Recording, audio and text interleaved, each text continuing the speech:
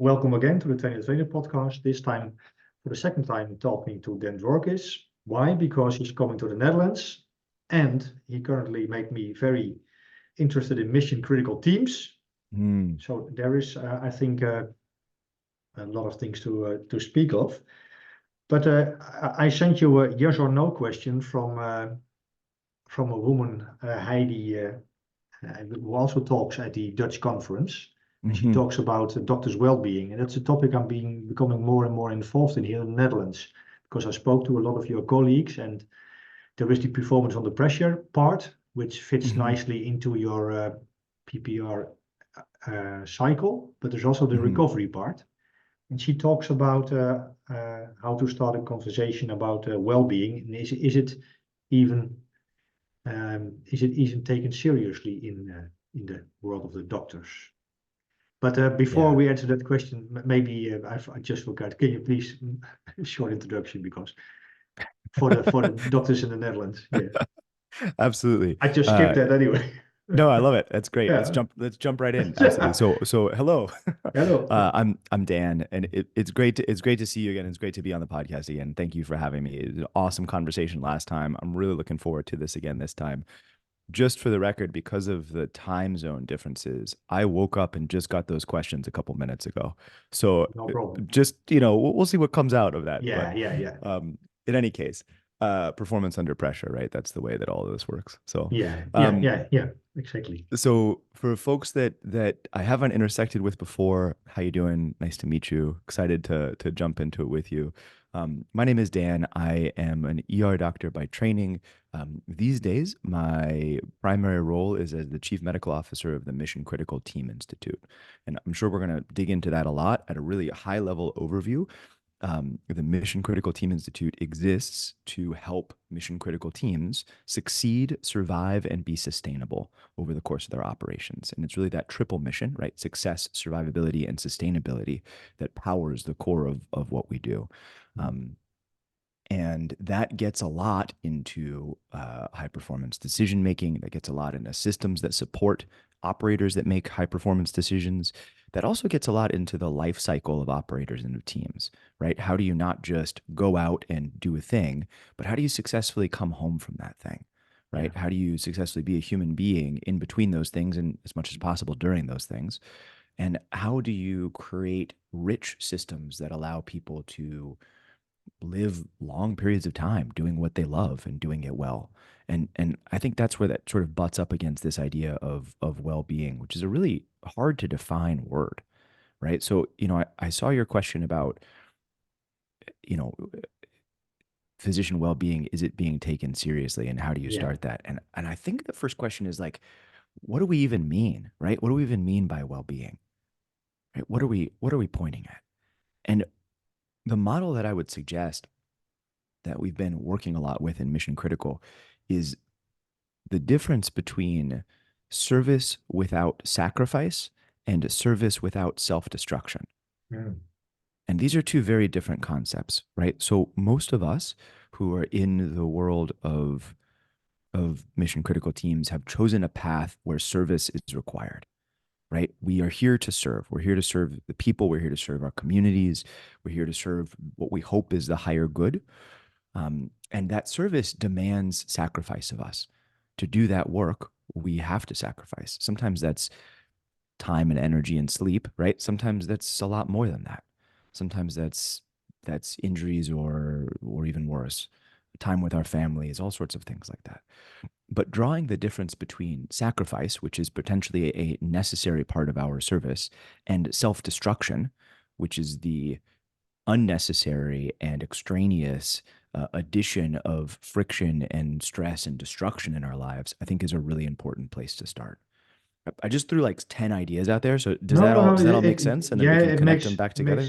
Makes great sense. Yes. Okay. And So, yeah. I mean, Go ahead. maybe it's worth, maybe it's worth just sort of like putting a stake in the ground for the beginning about what is a mission critical team. Yeah. And then we can reconnect it to service and all of this stuff. So, yes. So mission critical teams are small groups of what you would call indigenously trained operators. So what that means is that you're on a training pathway where the important steps, or most of the important steps, and certainly the final steps of training, if there are final steps of training, are done at the level of the team itself, right? So you don't go to school. So you certainly go to school to become a doctor, but to become an emergency doctor, it's that last part where you train with and under other emergency doctors that really makes you an emergency doctor, right? And And this, what is the importance of that element of the definition? Because I part heard of the idea, Preston also talked about it, but yeah. So part of the idea is that a lot of what it takes to, and I'm going to use emergency doctor yeah, as an example because that's what I'm most familiar with, yeah, but you could swap out special forces operator or wildland firefighter or hostage rescue negotiator, fighter pilot, sort of like whatever mhm, the thing is here. Part of the idea is that when you're becoming an ER doctor, um, a lot of the knowledge and skills and choices that it takes to do that aren't things that you can read or be taught in a class, right? So in a class, we can teach you what the potential dose of medication X is, and we can even sort of inform you, hey, here are some situations where you might want to use this medication. But the skill set of standing in front of an actively dying patient and running a team based resuscitation to address that is not something that you can learn outside of that environment. Now, we can put aside sim for a second. I think sim is a really mhm, important piece that sort of bridges that gap a little bit.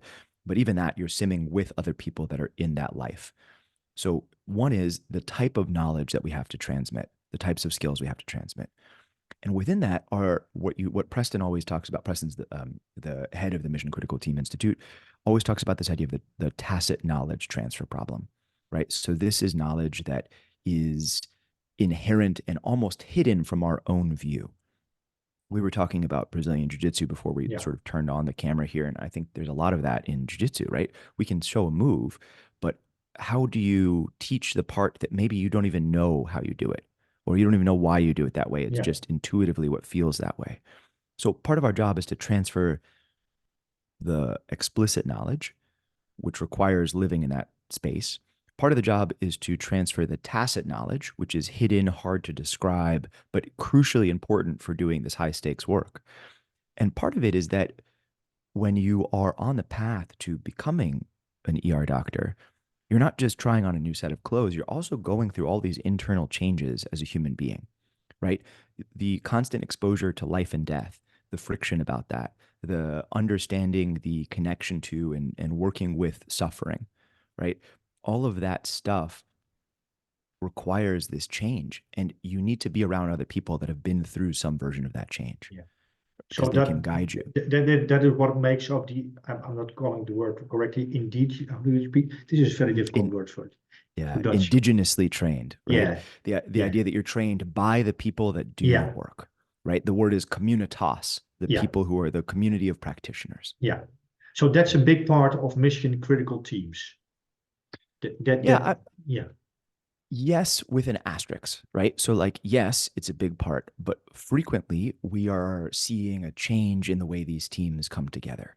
So, you are maybe trained to be part of team A, but when you operate, you are maybe part of team C or Z13, right? So you're moving back and forth between these different situations. And more frequently, across the different domains we work with, you're seeing these teams come together to solve a problem and then reassemble to solve the next problem.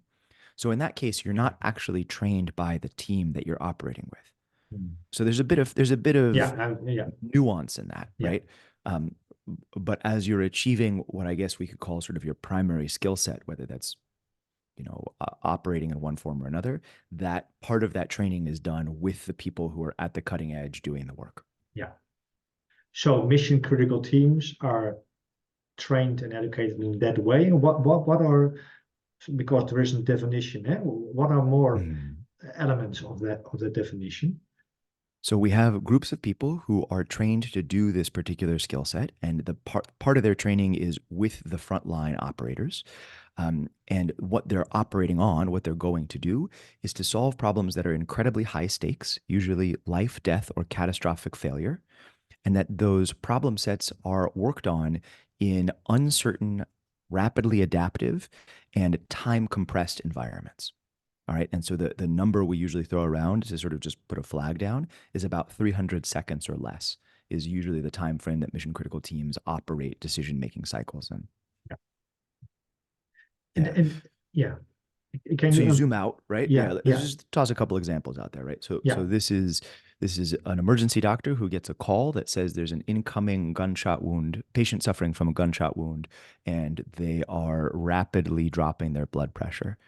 Right. So you have a couple of minutes here to set up. And then when they arrive, you're going to have that period of time to decide a bunch of things.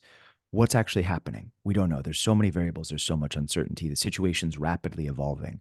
It's complex because all of the parts of the human body are interconnected and they act with each other. You can't easily separate out one part of the problem from another. Um, the consequences are life or death, or at least maybe life or limb in this case, depending on where the gunshot wound is. And you have to make a decision very quickly. You have to intervene very quickly while the problem set is still adapting. You can use the word sort of sense making for that, right? You're acting and diagnosing at the same time. You're not slowing down and separating out the problem like that. And you're doing that not alone, but with a team of other operators who have different skill sets, and everybody's coming together at this sort of the point of the bang, so to speak, in order to make this situation happen. Another example would be a wildland fire team who's out working on a fire that's rapidly approaching a urban area, and there's a big shift in the wind. yeah, Right? Okay, so you have now all of a sudden human elements, human operators who are exposed. You have structural elements that are exposed. You have changes in the wind in a dynamic changing situation, and you're trying to decide relatively quickly how you should respond to this new and altered environment. Um, yeah, I'm sure if you're in the fire world and you're listening to that, something in there didn't make sense, and my apologies. Right, I'm trying to translate these yeah, things yeah, back yeah, and forth as yeah. best as possible. But And what then are, because when I first came up on Mission Critical Team Institute, I think it was because of you, because you mentioned it some years ago, something about, I think, routine versus crisis communication. I'm not sure why, but I got into contact with with the website and so on. I found it a beautiful concept, but I also had something like, but what's new in the sense that are our SWAT teams, if I tell a SWAT team member, you are a mission critical team member, does it change something? Or good or question. or if you come to Good Holland and question. you say, Yeah. So part of the idea underlying this is that there are common themes and common problems that mission critical teams face, regardless of the discipline that they're in. Right. So that SWAT team member probably has an enormous amount to offer the firefighters simply because they both are individuals who operate in a certain way against a certain type of problem. They've had to devise their own solutions to it. And often, historically at least, these teams have operated in relatively strict silos, yeah, right? They're very far separated from each other. Sometimes that's because it's a security issue, right? Or a military issue where communication is not possible in one way or another. And sometimes it's just more cultural historic. There's just not that many opportunities for SWAT team individuals to sit down with ER doctors and talk about how things are going yeah, at a high level, right?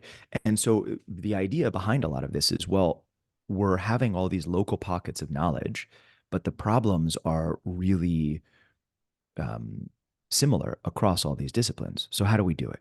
Right? How do we take the best of what team A knows and give it to team B? But also, how do we look at a problem set that nobody knows what the answer is and get everybody sort of focused on it? How do we yeah, develop the common language and skeleton and scaffold on which we can start to build some of the solutions for this? Um, yeah, which interestingly probably gets us back to well-being, because I think that's like an important thing that is really having a challenge across all of the teams that we work with in and out of medicine, right? yeah. Yeah, because if I talked to a lot of surgeons recently, also to Patrick Schouwberg. You met him in London, eh? Absolutely. Also a surgeon, and it seems to me that even Patrick, at the end of the podcast, he said, my dream is to become a director of well-being and to prevent younger doctors from going the same road as I was going. And Mm-hmm. I'm not sure what he meant exactly by it, but I heard the same sentiment by other operators in other fields, Sure. like maybe balance in life. I'm not sure what is in here, but can you expand on it? What are there well-being problems, or are we talking just are there no problems at all? I mean, again, to go back to this idea of the difference between sacrifice and self-destruction, Yeah, right? I think to do our jobs requires sacrifice. You can't operate in the emergency department without some level of sacrifice. You're working night shifts. It's just hard for the human body to do that, right? It's time away from family. And you are working in scenarios where you come home from that scenario. And oftentimes you come home to a family, a partner, whatever, that doesn't do what you do. And so there's this gap in life experience. And I don't mean that in a negative way. They have different experiences than we do, but there's a difficulty translating what happens, right? So you come home and you're in scrubs that have blood all over them, and you're like, what happened? Well, I don't want to talk about it, or I don't know how to talk about it, or I can't talk about it, or to talk about it would require me putting suffering onto you to understand what I just went through, right? yeah, It's a real challenge. So that's part of what we do. That's just the reality, the sacrifice of it. And all of us have chosen some version of the hard path, yeah, right? We've chosen that on purpose because we want to be the ones that hold whatever part of the line we're holding. We want to be the ones that are working on problems that really matter for our communities. And we understand that we're going into this eyes open with some sacrifice in there. Now, I should say, hopefully we understand that, right? If we're doing a good job training the people coming up underneath us in the pipeline, then when we're explaining some of that. The problem is that a lot of us also are passing other things on to the group that we're training. And those other things are, let's politely call them maladaptive behaviors, right? Those things are maybe not actually addressing the problems in the right way. Maybe they're going and drinking a lot. Maybe they are holding everything in and not talking about it. Maybe they are, not processing what's happening and instead burning ourselves out. So I think that we need to be really, first off, really honest with ourselves. Are we pushing it to where we need to push it? Or are we avoiding the problems and in doing so, actually being a little bit lazy and being self-destructive, right? Because it's hard to do the stuff I'm describing. It's hard to talk through things. It's hard to process work like that. It's not easy to no, face that. And in some ways, it's easier to just run away from it, right? And so I'm wandering here a little bit. My point is the difference is, are you drifting into self-destruction or are you actually staying in the realm where service is the focus? yeah, Okay. So I don't know if that's what your other guests were talking about for well-being, but I think that's probably in there. And it's in there when we're talking about what do we teach the next generation of folks, yeah. right? I think what they mention is, for example, Patrick Schouwenberg talked about the long hours and getting out of balance with other domains of life. I recently talked with Eva Norda. Maybe you met her. She's an oncological surgeon and the founder of integrative medicine here. And she also talked about they both talked about the younger generation of doctors who I'm not there, but so I don't know, but who seem to have another perspective on being a doctor. I'm not sure if this is. I also talked with Preston Pine about this, and he recognized it for a little bit, I think, the Mhm. younger generation of operators. But I'm not sure. But I think it's about longevity. Is that the right way? How to stay Yeah. I mean, healthy and balanced and doing first the off, work. I think it's hard to, anytime we start talking about a group as a homogenous whole, I think Yeah, there's some danger and oversimplification to true. that. Yeah, I certainly couldn't talk for my generation, the younger generation, or any generation. We can discuss some themes that we're seeing yeah, emerge, right? But it's also important to recognize that like people are individuals and they're not replaceable by a label like that. Um, and we have to be careful about that. Otherwise, we sort of drift into stereotyping in one form or another, yeah, right? So I will say that we are gathering more data and understanding more about the standard life cycle of operators in various fields. right? And so we see, for example, as people are going through different changes, they're going to teach, they're going to train, they're doing all this work. As they get towards other parts of their career, especially as they get older in their career, you know, we're seeing burnout, we're seeing family issues, we're seeing health issues. In some cases, we're even seeing suicide, right? We're seeing depression, we're seeing problems as people adapt to long terms under high allostatic load, Yeah. right? Under a lot of weight, mental, physical, everything else Yeah. like that. And we don't really have in place most of the time the right tools to solve those problems just yet. That is a wild oversimplification also, because we do have some tools and there are pockets where everything's going well, but just super broad brushstrokes, we're seeing this play out and we're not liking how we're seeing it play out. Right. And I think we can all agree on that there's work to be done in there. Yeah. One of the things that is really hopeful about the folks coming up the pipeline is that they're also seeing that, but they're Ah, seeing that early in the pipeline, yes, right? They have exactly. eyes on Yeah. that. Yeah. They have optics on a thing that we maybe didn't have optics on when we were starting, right? When I was coming up the pipeline, nobody was talking about physician burnout and physician suicide rates and all of this stuff. Like that just wasn't there, right? So now if you can see it, then you can start talking about it. You can start working on it. You can start doing it. Um, there's a thread in this that's like, well, the people coming up are more self-centered and they're more concentrating on their self as opposed to the service. And like, I think I think what we're actually seeing is them watching us go through this stuff and being like, I'm not sure that's what I want, Yeah, right? exactly. Yeah. I would like something better. I want to serve. I want to serve. Yeah. And I understand that service requires sacrifice, but does it have to have destruction in it? Yeah, And that's not great. largely the answer is no, right? Like largely the answer is we could do better than what we're doing. And even if you look at it from a performance perspective, one can argue that there is an argument to make that if you make the analogy with sport, with elite sport, Mhm. and of course it's not always a great analogy, but Sure. there is a lot of attention even in business to micro, meso, and macro recovery methods. Periodization. What do you supercompensation and so on and so on. Also in martial arts Mhm. training. But I'm not Sure. sure if I mean, if you want to be healthy as an elite athlete, I think it's wise to do that kind of things.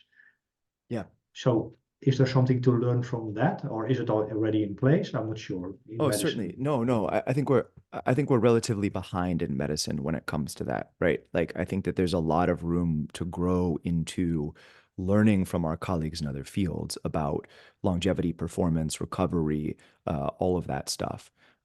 We've made, if you look historically, there's been some changes. A pretty good example is the changing in work hour restrictions for first year trainees in the Ah, States. okay. Um, and you can look at, I don't know the numbers off the top of my head, but you can look at the data about performance and around the time that they changed that. And so, for instance, the number of car crashes that doctors were getting into on the way home changed after they made those things, Hmm. right? After those work hour Interesting. restrictions. Yeah. So there are times, and they've been painful to make those changes, right? But there are times when we have changed the system. And as a result, we've seen differences in the longevity and performance of the people that we're operating with and around. Um, but there's so much more to go. There's so much more to go on that. I really respect the work in this area that's going on by Arena Labs, led by Brian Ferguson, Jürgen Heitman. These folks are really interesting and they are bringing a lot of data out. They're bringing a lot of data up to medical teams about how Hmm. they're performing, how they're sleeping, how healthy they are, and matching that to a bunch of other ideas, Oh, but doing great. it on a whole team level. So, for example, a whole ICU might be working on this all at once. Yeah. I think they're a great champion in this field, and I'd certainly recommend you talk to them about that too, because I think that's really where a lot of their focus is. Yeah. Um, and so you see pockets where this is happening. You see pockets where people are experimenting with it, which is really cool, right? Because we're starting to get that sort of like DIY, like bring the energy back into these areas. Um, but we're mostly seeing these small local solutions as opposed to larger systemic solutions. I think at a systemic level, we're more aware there's a problem, but the solutions are still sort of microcosms depending on what's achievable within a particular Yeah, institution or within a particular team. Um, yeah. and that's okay I, because that's better than nothing, that right? better That's than way nothing. better than nothing. Yeah, Yeah. exactly. Yeah, maybe you meet a colleague of mine, Hans van Schuppen. He's an anesthesiologist. And he's a helicopter emergency medical doctor Mm. also. And he told me in a podcast that they recently are allowed to do a power nap. Cool. And I think they even have they even have a kind of design of the environment, so that Mm. they have designed it in such a way that you can close your eyes, if I'm correctly, and that it's a quiet place. And he talks about design a lot as an important part of, Yeah. if you design the building good, you can create places of conversations or of well-being, so to speak. Yeah. So That's really cool. are these what are some things in your the hospitals you see that doctors can use? I think it's a challenge. I mean, we've had call rooms where people can sleep for a long time. Certain doctors have access to those and certain ones don't, but that's not really a substitute for what's going on. I think what we need is really good baseline data coming to us about what we're getting, what we're doing for sleep, what we're doing for nutrition, what we're doing for exercise, and let's take a couple steps back, right? Because in a way, you're asking what are the interventions we need to improve performance and recovery Yeah, for people working in medicine. Amazing question. I think we're actually a couple steps back first, right? So one is like, what are we actually doing right now? And even before that, are we even having the conversations we need to be having about it? Right? Because I think we're just starting to see teams talk about this kind of stuff. Like, well, how was your sleep? Like, well, what are you doing to prepare for this? Right? Are you treating this shift the way an athlete would treat an event? Or are you sort of like, going out to whatever the night before and coming in sort of hot and salty, ready to go for your next thing? And that's like the first step, right? Is just like, are we really willing and able to have those conversations about are we doing the right stuff? Then it's a little bit of tracking, right? A little bit of baseline measuring. And then I think we're starting to adjust for other factors on top of that. I think there are a ton of unknowns, right? Like there's a lot of data out there about how you should handle things like caffeine and light exposure when you're working night shifts. But I don't necessarily know all of it. Right. And I think most people operating in that space don't know it. We're not being taught that kind of piece of it. And certainly, and I actually don't even know if there's real good data about people swapping back and forth between day and night shifts. I would assume there's some out there, but I couldn't tell you off the top of my head. I don't have a facility with that sort of work. Um, I would like to think that's not just me, right? Like, I don't think it's not just me studying it. I no, think like we're just not getting it out there, but it also, I'll allow for the possibility that it could just be that I don't know it. Um, but I think that yeah, there's a lot of building blocks in there that are really important. The helicopter medic folks tend to be on the front line of changing things for this. And part of that, I think, is that um, the aviation world has always been ahead of the medicine world on yeah, this. There's stuff that they're using, even just like the I'm safe protocol, yeah, right? Which is, do we have these basic building blocks of physiologic safety in place in order to operate effectively and safely? Um, I also think it's that their teams tend to be smaller mhm, and they tend to be more networked and therefore a little more agile than a large team. yeah, Right? So, if you work at a hospital that has 50, 60 emergency physicians, some of whom are full time, some of whom are part time, some of whom just work a few shifts here and there, it's going to be a little harder to put some of those changes into effect than if you're working with a group of like 10 helicopter ER doctors, yeah. which is again awesome because those are learning labs that the rest of us can be focused on and watching what they do and watching how they push the envelope about it and being like, oh, that's great. Okay, let's see if we can adopt this to our system. Right. Do So you, yeah. Yeah, go ahead. and Yeah, just my one last thought is like to me, this gets into an idea of what excellence really is. And this is Mhm. something we've talked about before, right? So Mhm. there are the baseline stances of excellence, what every ER doctor in every ER everywhere should be able to achieve. And then there are local areas of excellence. So what can I achieve with my team in my situation? Yeah. And frequently those are going to be a little different depending on the nature of the makeup of your team and the resources that you have available and all of this stuff. So any movement in the right direction is good. And I think that we have the capacity and the potential to do a lot more. And I also have the intuition that the reframing from performance to clinical psychology, the other side around, Mhm.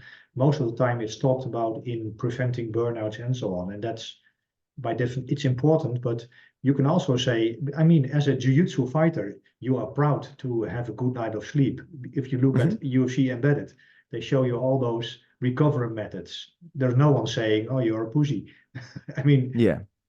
so Yeah. it's actually a, how do you call it, a very strong, good thing to do. I can, yeah, Yeah. No, I because, agree. yeah, I agree. And I think that that's like part of the cultural shift that we're seeing yeah, towards a more, um, towards a more physician as operator approach, I guess I'd say, yeah, right? Which is like, what can we on the medical side learn from all these other teams that have been doing this work for a long time? yeah, Um, it's interesting because the one of the differences that we see in this, and again, part of the thesis of Mission Critical is that all of these teams can learn from each other. yeah, Everybody has their own skill sets and their things that they can add and subtract to it. Um, One of the big differences that we see is that for some of the military groups, there's the time signature of the deployments is interesting. So they'll spin up, then they'll operate at a huge operational tempo for that spin up, and then they'll spin down or cycle off, have time to recover, go back to do something, and then they might spin back up again, or something else might happen. Um, or if you're another type of team, it might have a time signature that's train, train, train, train, train, deploy briefly, train, train, train, deploy briefly, and whatever yeah, the periodicity that looks like. From a lot of medical things, it's like every other day or yeah, every couple of days. yeah. And you're just constantly going back and forth between Yeah, these things. And then while you are on, your on time is actually probably a more fractal mix of on and off time. So some of the stuff that you're doing is ankle sprains and um, boo-boos of one sort or another, right? yeah, Where like or you're solving social problems, which are incredibly hard and also come yeah, to the emergency department in the States. And then interspersed with that is a life-threatening asthma attack that needs immediate intervention this second or else, yeah, right? So that back and forth nature of it is challenging, and the types of solutions that we find for those different time signatures, there will be similarities between them. There's a lot to learn, but some of them are going to have to be a little bit different. Like each team is going to have to bake its own a little bit yeah, like that. yeah. I saw some quote, but I cannot find it. Yeah, what was it? Yeah, here's in the article about the helicopter well-being. There were Mm, some great quotes, and also like this doctor, because for me, in that moment, a child is an object. I have to perform my job on it. And whether it's a nice child or not, I don't look at that. But that's mainly to protect myself. But then I'm home. And you talked about it, I think, or Preston did, about be staying human. mhm. Is it related to this? Yeah, man. Yeah, I think that is a really big challenge. You start to see it at the beginning of going into medicine. One of the first things people do, usually across all cultures in medicine, is you work in an anatomy lab, a cadaver lab, where you're dissecting, right? So you're looking at a cadaver that used to be a human being and now is a human body, and you are taking it apart to learn what's going on. It's an incredible gift that people give to the future of donating their bodies like that. Um, I don't. I doubt I'm actually going to do this, but I've had this sort of joking idea that maybe before I die, I would have tattooed all over me the positions of the different organs and stuff and donate my body, but I would purposely tattoo them just a little bit out of place, just to really screw with the next generation of people. I kind of doubt that'll happen, but anyway. But so you're doing this, you're working with this human body, which is this incredible gift, and you're taking it apart, and your relationship with humanity changes when you do that, right? Because you're now part of a group of people that has taken apart another human body, and Yeah, there's not that exactly. many people that do that. And there's no going back from that, right? You don't ever undo that. Instead, you move forward and you're a different type of thing. And those moments of transition, um, it happens when you lose a patient for the first time. It happens when you tell somebody, terrible news. It also happens when good things happen, when you deliver a baby, right? And before there were 4 people in the room and now there's 5 people in the room. And that's a pretty magical moment, right? Yeah, Like there's all these things, these transition points that you go through that really change you. And there's not a lot of guidance around that. Like there's some, and we're getting better, but there's not a lot of guidance around that. And I think that it can be very easy to get lost in that. And it can be very hard to understand what it means to, in quotes, keep being human yeah, when your definition of what being human for you is changes. And it changes potentially at a different rate and in a different direction than the people around you, yeah. And right? maybe That's a, maybe also between, if you talk about mission critical teams, I can imagine that I work a lot with military guys around, and well, they make decisions in wartime, yeah, and even there you have to keep on humanity, so to speak. Eh? Also, if you're yeah. back home. Yeah, and this is not, in that sense, you're right. This is not new. We've known about this since antiquity, right? We know that people that go to war, people that have these types of experiences, Yeah. they come back and they're different, right? This is, I don't know if you ever read like, this kind of thing, but like the story of like Sir Gawain and the Green Knight from Arthurian legend is like this story, right? Mhm. This is the story of Luke Skywalker. This is the Yeah. story of all of these people that leave their normal life. Joseph Campbell calls this the hero's Mhm. journey, right? Yeah. But you leave your normal life, you go do a thing, you cross thresholds, you suffer, you learn, and then you come back. And that coming back is part of that journey to bring back to your society. And we're getting a little esoteric here, so I'll try to rein it in. But I think that um, that's a hard thing to do well, and that requires thought Yeah. and care and training and skill and communication, just in the same way that learning how to resuscitate somebody Yeah. requires thought and skill and training and Yeah. input. But we're a lot better at teaching one than we are the other. Yeah. Um, yeah, Do you think but the Mission Critical Team Institute can offer some guidance in this regard on I your hope work? so. Yeah. Yeah, absolutely. Right. So there's a couple things that we do for that. One is to call it out, like you're saying, right? To acknowledge the fact that there are these transitions and that they're different from the things around you. To acknowledge that you have these experiences that don't make you broken, that actually make you stronger. You've Mhm. chosen this hard path and that it's up to you to walk it. But that honestly also that you're not alone. Right. We spoke earlier about the idea that all these different teams might have a lot to add to each other. I think this is a particularly rich environment for that. Um, I have found and been on the receiving and delivery end of in my own life that people from different high performance teams, mission critical teams, stuff like that, people from different teams tend to listen more to other people than they do to their own team Yes. sometimes, Yeah. right? Yeah. So, and one of the big factors that nudged me into going into therapy in order to start really processing a lot of this stuff was having a conversation with some retired Navy SEALs. Mm. And I was telling them what I was going through, what I was thinking, what I was feeling.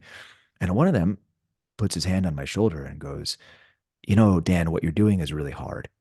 You should probably think about talking to somebody about it. It might help. And I was like, holy shit. Yeah. Right? What's wrong? I'm Yeah. like, Yeah. like I can't argue with a Navy SEAL telling me that something's No. hard. what am I Oh. going to say? Like, you don't know what hard is? Like, come on, right? That's Yeah, ridiculous. yeah, Like, well, and I was like, well, if this guy thinks it's hard, maybe it's okay that I think it's hard. yeah, And if it's okay to think it's hard, maybe I could accept some help and some training with it. And it was like this. I didn't even really know that I hadn't had the permission to do that, but it gave me, in some sense, the permission to do it. And I've told him since that story and thanked him very much for that. Um, but now often I'm on the delivery end of that, right? Telling people in yeah, other mission critical teams, like, hey, what you're doing is really hard. Like, you should probably go work on it. You should think about getting some help for it. Like, it's okay. It actually makes you stronger and better at your job, yeah, right?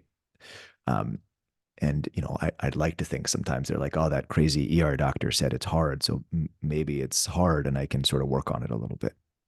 But I think that there's a lot of power in creating these networks between and among yeah, teams and having some people that you can call up and say, hey, look, I know you don't know exactly what I do, and I know you don't do it, but I know you've had this feeling of coming home and not knowing how to talk to the people around you. yeah, So can I just run this thought by you?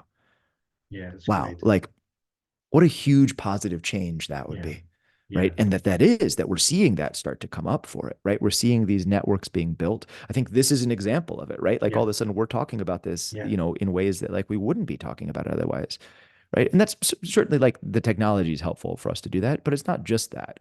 It's actually that the culture underneath us has changed.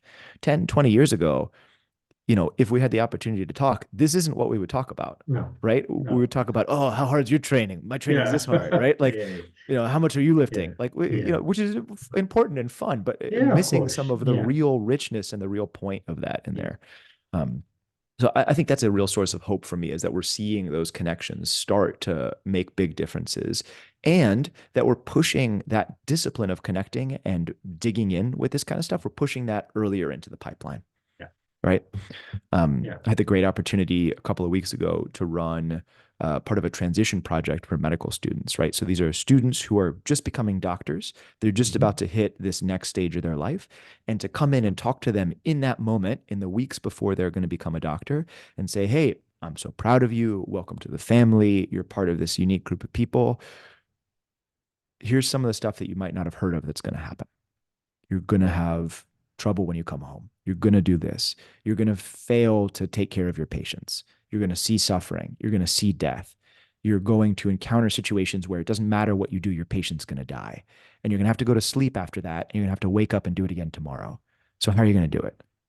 Right. And one of the exercises we actually did was asking the question, what are you going to promise to your patients? mm, Right. Because you can't promise that you're going to save them.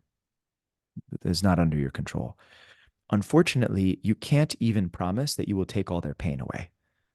Some of the time we can, some of the time we can't, yeah, right? So, what do you promise them? What do you promise them that you can live with, that you can hold on to when you're going to sleep, trying to make meaning and sense out of what you just saw that day and went through, so that you can show back up the next day and be there for them? But to bring that idea backward down the pipeline, to mm, start them thinking about that from the beginning. Hopefully, they go to the places that they're going to train and they ask the people around them, well, what do you do about this? yeah, How do you handle this when you go to sleep at night? yeah. And they So start these conversations from both ends, and we start attacking the middle of it. So, it's in that sense, it's as simple as it sounds. It's having good, honest conversations, making time for them. I for a big part. Eh? I want to be cautious about your time.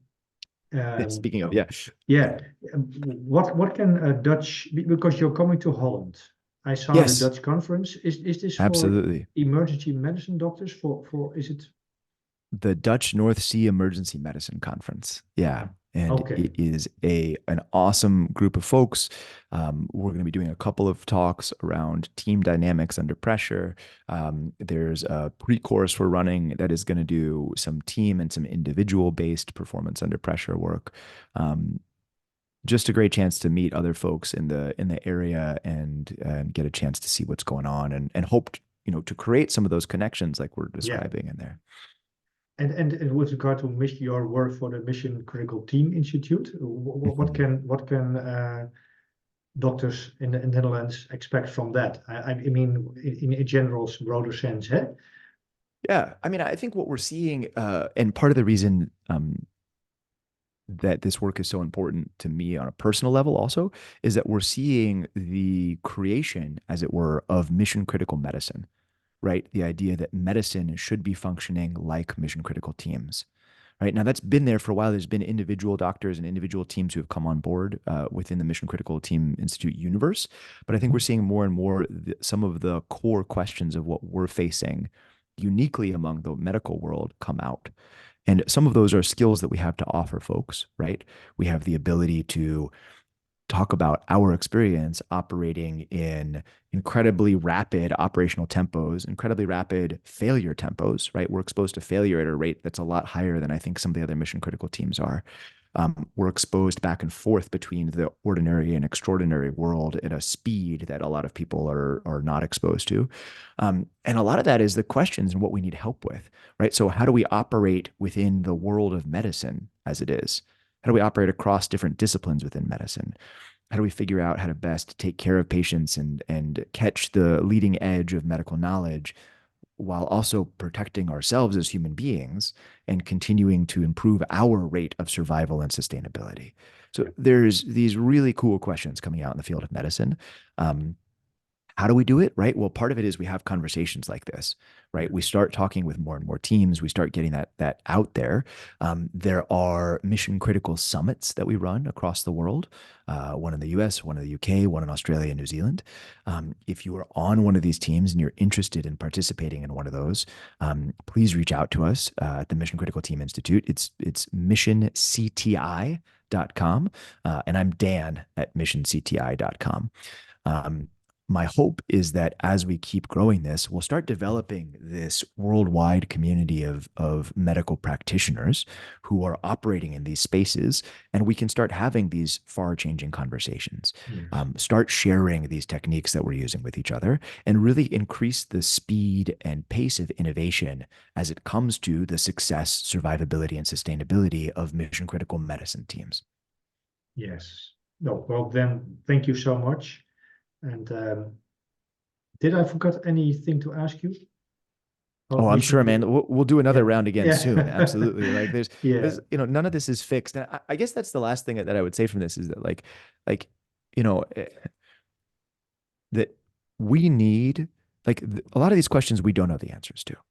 Right. And maybe we're getting a little bit better at pointing out some of the questions, but we need so much. Like the solution to this will require all of us working together. Yeah. Right. And all of us from these different teams putting our knowledge together, going outside our comfort zone, talking with somebody that's maybe not doing the same job that we're doing, but allowing us to really experiment and to try this. And so we need to be scientists of ourselves, right? We need to study ourselves and our teams, and we need to be good collaborators in a network. So functionally, what that means is that if you're out there listening to this and you're like, Dan is saying something that doesn't make sense, or, oh, I have an idea that Dan might use, like, yes, please, we need it. We need it. We need you to reach out to me and say that stuff. So please reach out, and Eric, you and I can go again and again on this and keep hashing through some of these ideas. I think there's, I mean, I think we're just scratching the surface of this concept of service without self-destruction, and that really needs a lot more depth into it. I think we're just starting to scratch the surface of these multi-dimensional and multidisciplinary teams that come together, especially where they're not who you trained with, right? I think that's a whole factor that we need to dig into too. So sign me up for another round. Yeah, thank you, Dan. I will finish the podcast, and I have to, off the record, I want to say goodbye to you informally. So thank you for listening, and I will put some articles and so on in Dan's book in the show notes. And till another time. Thank you, Dan. Thank you.